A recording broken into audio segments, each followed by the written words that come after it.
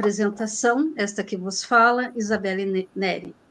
Entrevistados de hoje. Hoje eu vou entrevistar o mestre Moisés, nosso embaixador do Cordel no Mundo pelo Pendura e Conta e CRBE, que está em São Luís do Maranhão, e a artista plástica, xilogravurista e escritora Nireuda Longobardi, que mora em São Paulo. Vamos conversar com a Luísa Monteiro, que é diretora de cultura do CRBE. Prazer ter aqui esses convidados. Isabelle, você também. No CRBE fica contente, a cultura do CRBE, ter esse maravilhoso naipe de pessoas aqui. Bom, eu queria só falar uma palavrinha para lembrar que nós estamos com as inscrições abertas para quem quiser participar do quarto Pendura e Conta, e elas se encerrariam hoje, 19 de junho. Nós fizemos um acordo de prorrogar um pouquinho, mas não tanto, hein? Então, você que tem interesse, que mora em algum país brasileiro, em algum lugar do mundo, é o momento de se inscrever. Então, eu vou dizer aqui, o dia será o dia de encerramento, 29 de junho, ou seja, quinta-feira que vem, encerra, então, as inscrições. Nós já temos gente da Austrália, gente dos Estados Unidos, enfim, do mundo inteiro para fazer o cordel voar pelo mundo, né? E lembrar que esse projeto, o que ele consiste? Ele consiste em fazer os brasileiros do mundo, e também não brasileiros que admirem a língua portuguesa, ou gostem, ou falem a língua portuguesa, possam dar o seu, assim, sentir um gostinho da arte do cordel. Então, declama trechos de poemas que estão na literatura de cordel. E nós vamos também, paralelo a isso, no dia 19 de novembro, uma exposição virtual de estilogravuras de cordel, em que uma das entrevistadas, a Nireuda Longobardi, irá justamente ser uma das pessoas a participar. Então, eu queria lembrar isso. A inscrição, que é até dia 29 de junho, que prorrogamos. Para inscrever, eu vou colocar aqui para vocês, e que é um e-mail, e depois a gente vai mandar um formulário para poder complementar os dados, e também a questão do que é o Pendura e Conta. Pelo mundo afora, é a quarta versão que a gente está fazendo, com o objetivo de fazer, do dia 19 de novembro, o Dia Internacional do Cordel. Essa arte de raiz brasileira, que nos enche de poesia, de possibilidades criativas, e que tem várias manifestações, tanto nas artes plásticas, como hoje em dia, até em escola de samba tem enredo baseado em cordel. Então, novela, filme, tudo. É uma arte riquíssima. Então, fiquem atentos. Aí vamos, CRBE Cultura pelo mundo, levando o cordel, nas asas de um pavão misterioso. Muito obrigada. É o cordel abraçando o mundo, não é, Luísa? Nireuda, seja bem-vinda. Vou fazer uma breve apresentação da Nireuda. Nireuda Longobardi nasceu no Rio Grande do Norte, mora na cidade de São Paulo, onde trabalha como arte educadora, ilustradora e escritora de literatura para infância e juventude. Ministra oficinas diversas em seu ateliê e em várias instituições. É graduada em Educação Artísticas e Artes Plásticas, pós-graduada em Educação Ambiental e Arte-Terapia. Tem livros editados por diversas editoras, ilustra com a técnica da xilogravura capas de cordéis para poetas e poetisas de todo o Brasil. Suas obras integram vários programas de leitura e catálogos de referência. O seu primeiro livro, publicado com textos de sua autoria e imagens em xilogravuras, Mitos e Lendas do Brasil em Cordel, está na 10ª reedição. Seu livro Homem Sem Alma, em 2019, recebeu o selo Seleção Cátedra da Unesco de leitura pela Editora do Brasil. É duplamente premiado, não é, Nireuda? Isabelle, é um prazer estar aqui com você. Quero mandar um beijo para a Luísa, o Bencar, e obrigada pelo convite. Participar mais uma vez do Pendura e Conta. Esse livro aqui, que foi editado pela Editora do Brasil, e, como você disse, ele recebeu o selo Seleção Cátedra Unesco de Leitura, PUC-Rio, e o altamente recomendável pela Fundação Nacional de Literatura Infantil e Juvenil em 2020. E, nesse livro, ele fala, foi ambientado no Nordeste do Brasil, não sei se dá para ver, acho que é melhor assim, né? Uhum. É um conto e foi todo ilustrado com a técnica da xilogravura. É um conto cheio de fantasia, mistério, romance.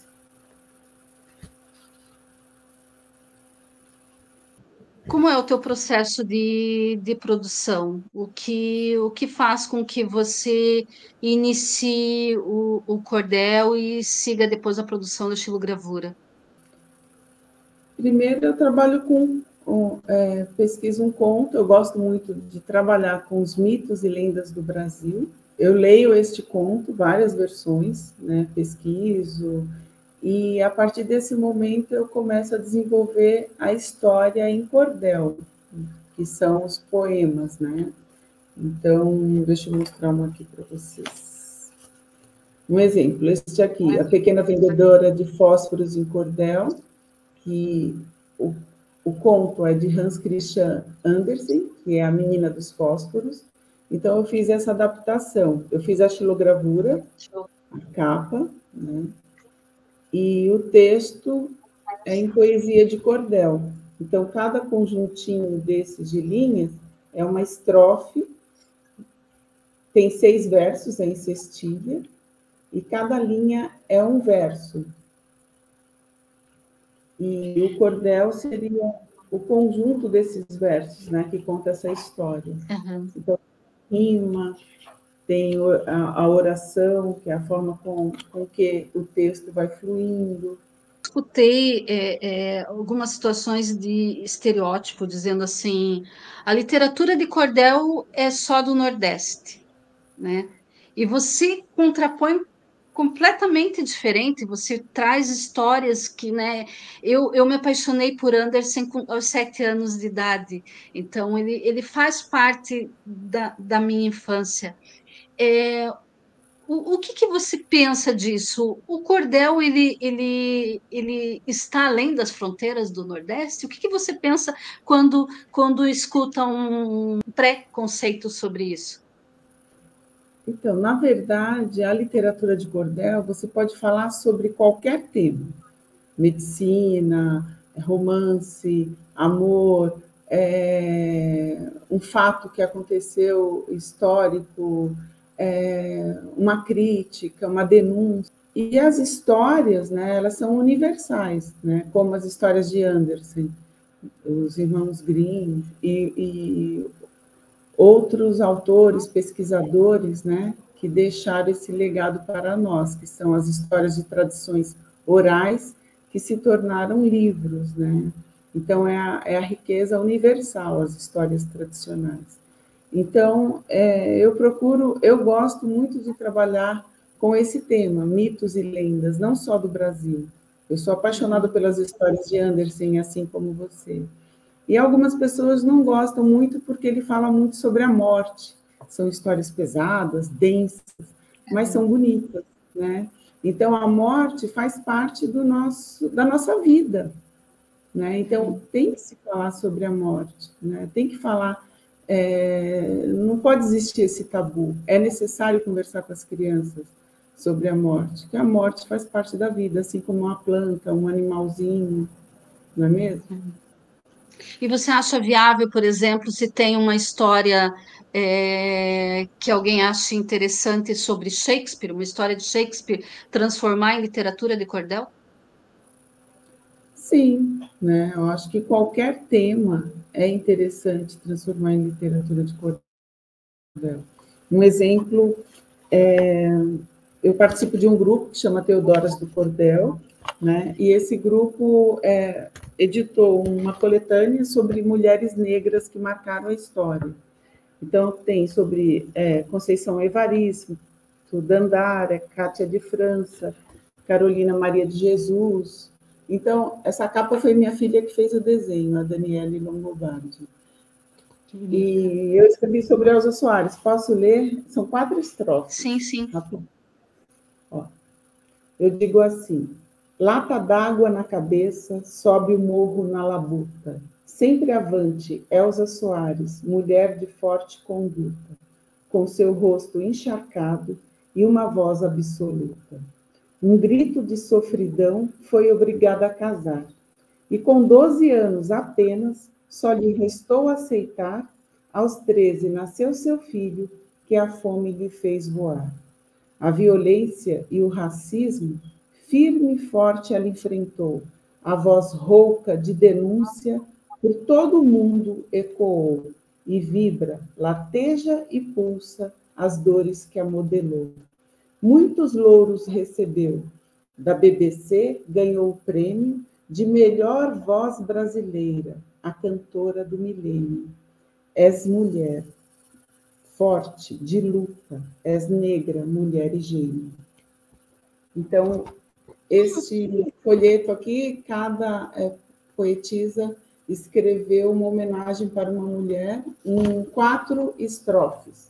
Então, cada um escreveu em 4 estrofes em cestilha. Como é a questão da presença da mulher na literatura de cordel? Quando eu comecei, em 2002, eu conheci vários poetas, homens que escreviam cordel, né? E eu fui convidada pelo Costa Sena, que é um grande poeta, eu já ilustrei vários cordéis que ele escreve, e ele foi o... Eu comecei com ele, ilustrei o Doido, que faz parte do Sesc Cordel de Juazeiro do Norte. Então, a matriz que eu ilustrei, essa Chilo, está no acervo desse Sesc. Agora, as mulheres, né, com o tempo, principalmente na pandemia, eu conheci várias mulheres que escrevem cordéis, estão produzindo, né, cordelarias também de mulheres. Esta coletânea aqui foi editado pela Cordelaria Castro, essa cordelaria da Quelmara Castro e da Graciele Castro, né? Elas são casadas e elas trabalham não só com mulheres, mas com homens também, editando folhetos de cordéis. E a Quelmara, na pandemia, fez um curso de xilogravura online comigo, e hoje ela já ilustra folhetos e livros com a técnica da xilogravura. E aqui vocês podem perceber que há uma mulher ao centro dessa praça, lendo um folheto de cordel, e em volta as pessoas admirando, aplaudindo. E essa cena era muito vista com a figura masculina, né? E hoje as mulheres estão em todos os cantos, em bienais, né, editando livro, editando folhetos, são convidadas para instituições culturais. Agora mesmo aqui em São Paulo, esse grupo Teodoras está se apresentando em várias bibliotecas de São Paulo. Então, as mulheres estão presentes e atuantes. E falar em mulheres, esta aqui, né, na verdade, é a capa de um folheto, que é em homenagem a Maria das Neves Batista Pimentel, e foi escrito pela Paola Torres, que é uma médica oncologista. Ela canta, ela toca, seria interessante ela participar também do Pendura e Conta. Ela é bem atuante, e esta mulher, essa figura, Maria das Neves Batista Pimentel, foi a primeira mulher que se tinha notícia, porque surgiu uma outra. E em 1938, ela lançou um cordel que se chama O Violino do Diabo, só que ela não assinou com o nome dela, ela assinou com o nome do marido, Altino Alagoano, o pseudônimo do marido. Porque naquela época, né, um cordel escrito por mulher, talvez não... ela falou isso, né, numa entrevista, não seria vendido. Então, ela assinou com o pseudônimo do marido. Como é a tua técnica da produção de xilogravura?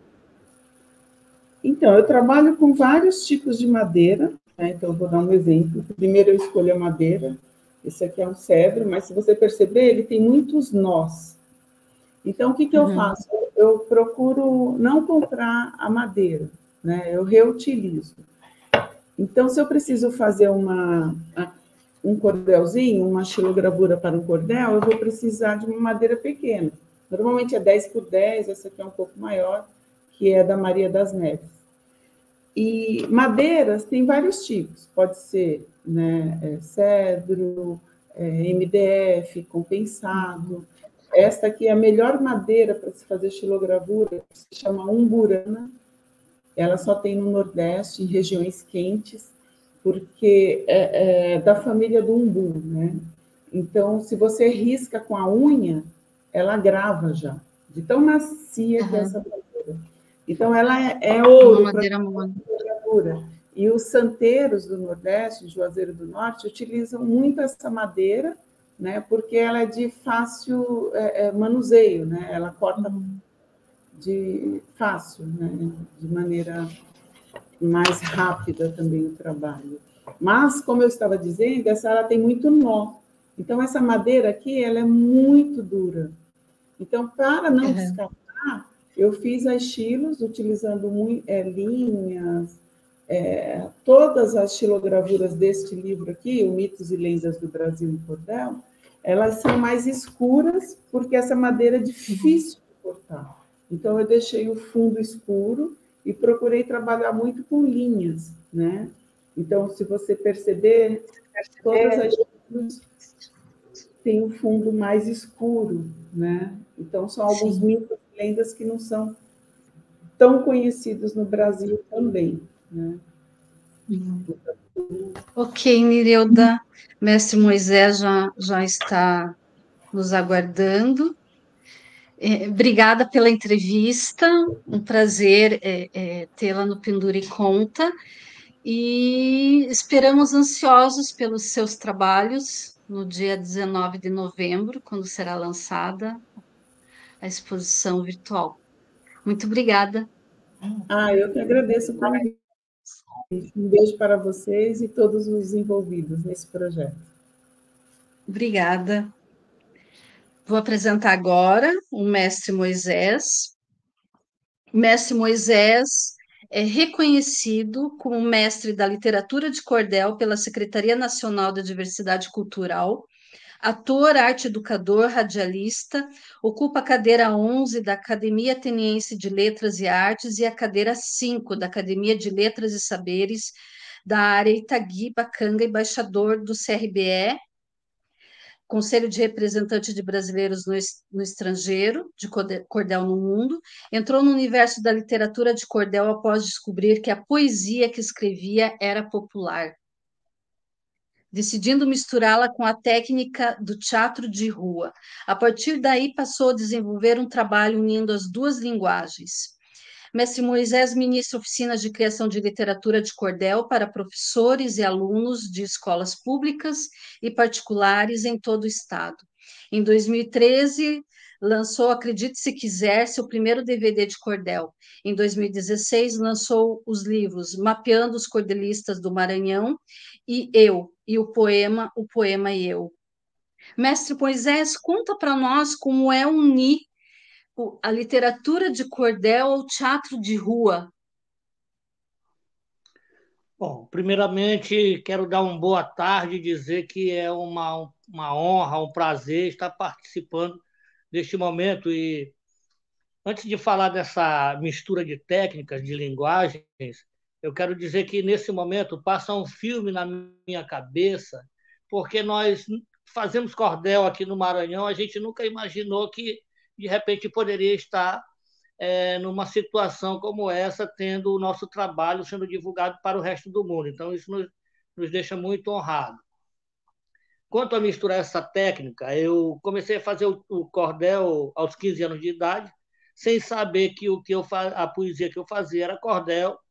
E quando eu cheguei no grupo Laborarte, eu conheci o poeta Nonato Pudim, que identificou o cordel na minha poesia. Então, a partir desse momento, eu entendi que a poesia que eu fazia era essa poesia popular, essa literatura de cordel. Juntando a isso, eu já fazendo o curso de ator no Laborarte, comecei a me apresentar publicamente recitando cordéis. Então, comecei a misturar essa linguagem e hoje o nosso trabalho na Tapera do Cordel, Coletivo Cultural, é baseado todo em cima dessa mistura da linguagem do teatro de rua com a linguagem da literatura popular. Esse é o viés do nosso trabalho e é dessa forma também que, inclusive, a gente identifica a poesia popular e passa quando estamos transmitindo esse saber para a nova geração, principalmente das escolas públicas do Estado do Maranhão. Mestre Moisés, o senhor fez Então, um mapeamento sobre os cordelistas na região do Maranhão? Como foi isso?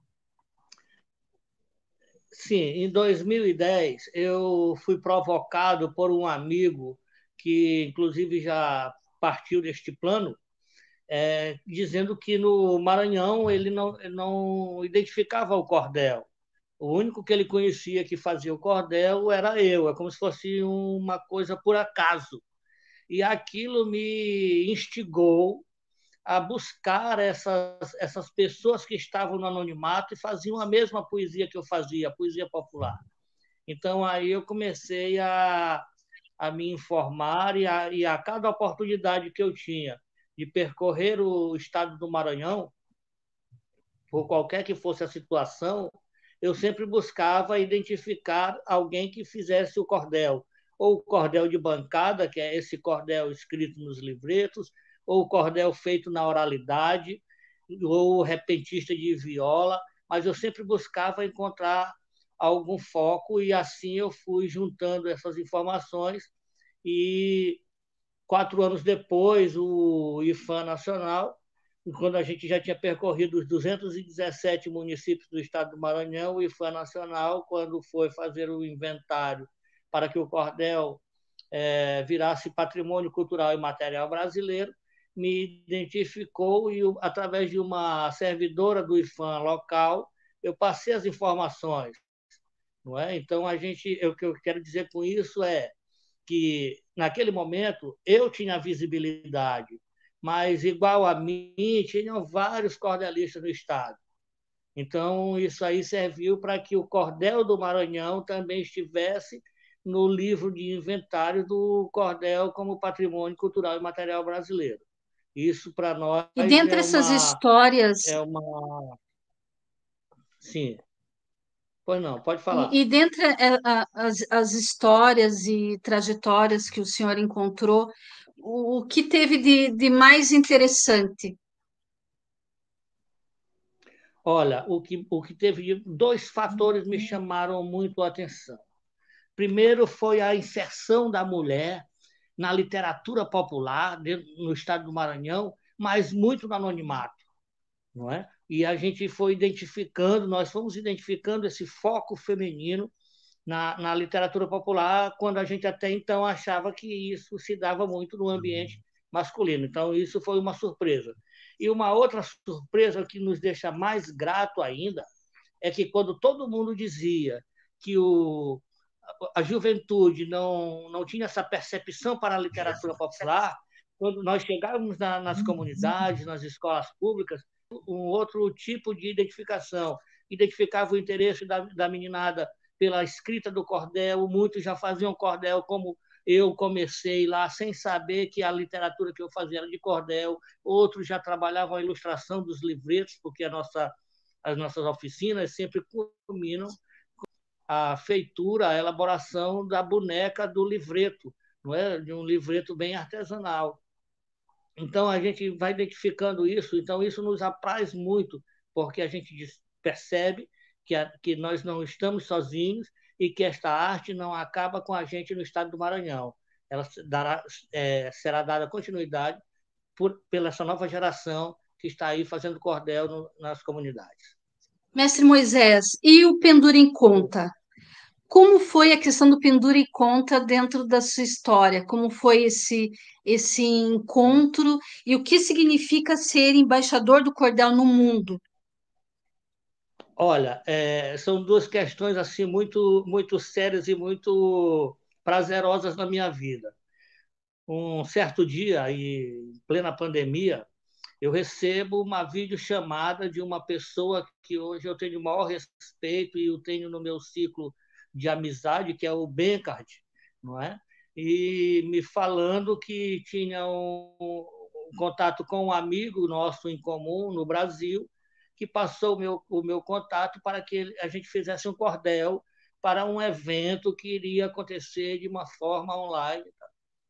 Então, a priori, isso para a gente nos deixou meio atônito, a gente tentou entender, mas quando recebemos as informações, fizemos o cordel e quando apresentamos, ficamos com a sensação de que o nosso cordel começava a furar uma bolha, começava a ultrapassar barreiras, não é? Então, foi dessa forma que nós chegamos ao Penduriconta, porque ninguém é bom sozinho, eu tenho uma equipe que me acompanha, que trabalha comigo, inclusive o meu filho, que é o músico que me acompanha, que é o meu filho caçula, que também cuida da nossa produção. Então, dessa forma, foi que nós fomos parar no Penduriconta. Para nós, isso é extremamente salutar, saudável. Ser embaixador de cordel do mundo, embaixador CRBE de cordel no mundo, para nós é uma responsabilidade muito grande e nos dá também a sensação do dever cumprido, a sensação de que nós estamos no caminho certo, de que o nosso trabalho tem uma visibilidade e tem uma importância para a humanidade. Isso nos deixa muito felizes. Que é o significado do cordel, do seu ponto de vista, para o mundo? Por que é importante a literatura de cordel? Porque a literatura de cordel ela é a nossa literatura popular. É a literatura que é escrita, que é falada, que é cantada, que é executada numa linguagem que todos entendem, do homem do campo, da pessoa do povo, da criança, do jovem, até o acadêmico. Então, o cordel, hoje, eu percebo, por exemplo, eu tiro aqui pelo Maranhão, por exemplo.